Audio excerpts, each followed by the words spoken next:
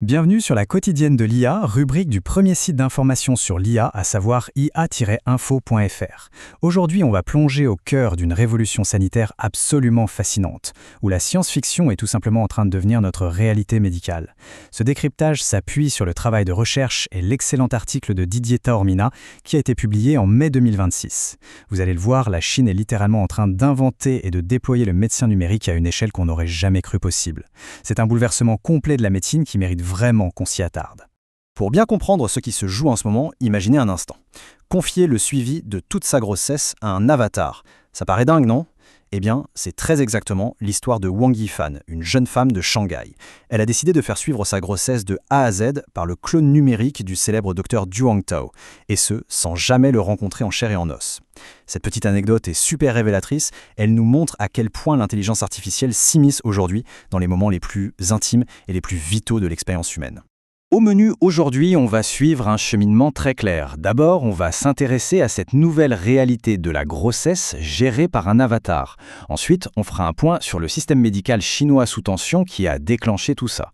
Puis, on décortiquera le déploiement massif de ces fameux jumeaux numériques avant de pousser les portes de l'hôpital virtuel pour voir comment se passe le diagnostic. Bien entendu, on gardera un esprit critique en parlant des limites cliniques et des hallucinations de l'IA, et on terminera en se projetant sur l'avenir de ce modèle. Allez, on commence tout de suite avec notre première partie, la grossesse face à l'avatar et comment la technologie s'ancre dans le quotidien des patients. Concrètement, pourquoi les patients adorent ça ? C'est simple, c'est ultra pratique. Plutôt que de poireauter des heures dans une salle d'attente pour une question banale, on dégaine son application. Un doute sur l'utilisation de vin de cuisine dans un plat quand on est enceinte ? L'avatar répond tout de suite. Des rougeurs bizarres sur la peau du nourrisson ? L'assistant virtuel donne des conseils pédiatriques immédiats. Alors attention, l'idée n'est pas de remplacer le docteur pour des interventions lourdes, mais vraiment de décharger les cabinets médicaux de toutes ces questions du quotidien. Et pour le patient, c'est un gain de temps inestimable. Mais alors, pourquoi ce système a-t-il explosé là-bas ? C'est l'objet de notre deuxième point, un système médical sous tension, face à un défi démographique sans précédent. 1,4 milliard, voilà le chiffre est lâché, c'est la population totale du pays et, fatalement, c'est un casse-tête structurel géant. Quand on doit soigner autant de monde, l'attente interminable aux urgences ou en consultation n'est plus une exception, c'est devenu la norme. Face à son manque évident de bras et de temps humain, l'État a décidé, il y a plus de 10 ans déjà, de faire de l'intelligence artificielle la clé de voûte de son système de santé. C'était littéralement une question de survie pour éviter l'effondrement. Ce qui nous amène à notre troisième partie, le déploiement massif des jumeaux numériques. C'est là que les géants de la technologie entrent dans la danse. Accrochez-vous, le succès est vertigineux. 100 millions. C'est le nombre de personnes qui utilisent déjà l'application médicale AQ, lancée par Ant Group, une des branches d'Alibaba. 100 millions d'utilisateurs en un temps record. Cela prouve bien que la population était en attente d'une solution rapide et accessible. Et derrière cette application, la mécanique est fascinante. Imaginez, plus de 1000 vrais médecins ont déjà créé leurs jumeaux numériques. Sur la plateforme Alibaba, on trouve une centaine d'agents virtuels couvrant tout un tas de spécialités. Reprenons l'exemple de notre fameux docteur Du Hongtao. Son clone, qui a ingurgité toutes ses recherches et a imité sa façon de parler, a enchaîné 160 000 consultations en 6 mois. C'est physiquement impossible pour un humain. Par contre, et c'est un point juridique absolument crucial, ces avatars n'ont formellement pas le droit de prescrire des médicaments ou de faire des actes médicaux physiques. Ils conseillent et orientent. Un point, c'est tout. Et la révolution ne s'arrête pas au téléphone des particuliers. On passe à notre quatrième point, l'innovation directement au cœur de l'hôpital virtuel.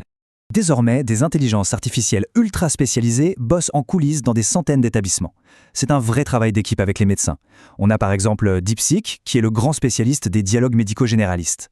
Ensuite, il y a CardioMind, qui donne un coup de main énorme aux praticiens pour repérer les anomalies cardiaques.